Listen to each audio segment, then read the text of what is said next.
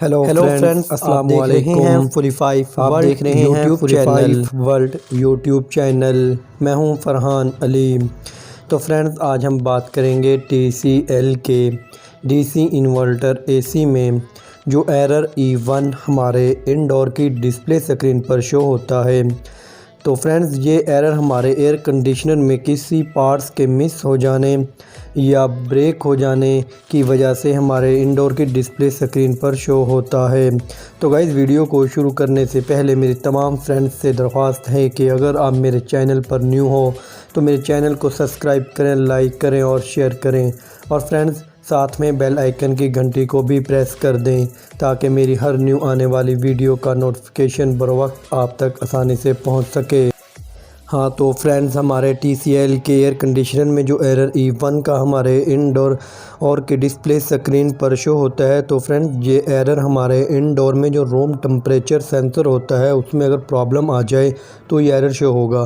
तो फ्रेंड्स, आप स्क्रीन पे देख रहे होंगे कि रूम टेम्परेचर सेंसर हमारे एपोरेटर के ऊपर लगा होता है। तो गाइस, इसे हम रूम टेम्परेचर सेंसर कहते हैं, जो मैं जहाँ पर मेरा एरर का निशान आपको दिखा रहा है। तो फ्रेंड्स, अगर इसमें कोई फ़ॉल्ट आ जाए, फ़र्ज़ करें हमारे सेंसर की जो PCB किट से जो वायर आ रही है वो कट हो जाए, या हमारा सेंसर शॉर्ट हो जाए, या हमारे सेंसर की जो वायर PCB किट में जो उसके लॉक में एडजस्ट हो वहाँ से अगर वो लूज़ हो जाए तो भी ये एरर शो होगा।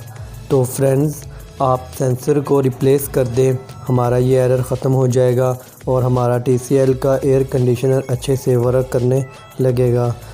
हाँ, तो गाइज़, अगर आपको मेरी ये वीडियो अच्छी लगी हो तो इसे लाइक करें, शेयर करें। और फ्रेंड्स, अगर आप एयर कंडीशनर के बारे में आप मुझसे मालूमात लेना चाहते हो तो मुझे कमेंट्स बुक में ज़रूर बताएं। अगर आप RECC के मतलब किसी भी किस्म की आप मेरे से डिस्कस करना चाहते हो तो भी आप मुझे कमेंट्स बुक में बता दें। तो फ्रेंड्स, मिलते हैं एक नेक्स्ट वीडियो में नई मालूमात के साथ। खुदा हाफिज़।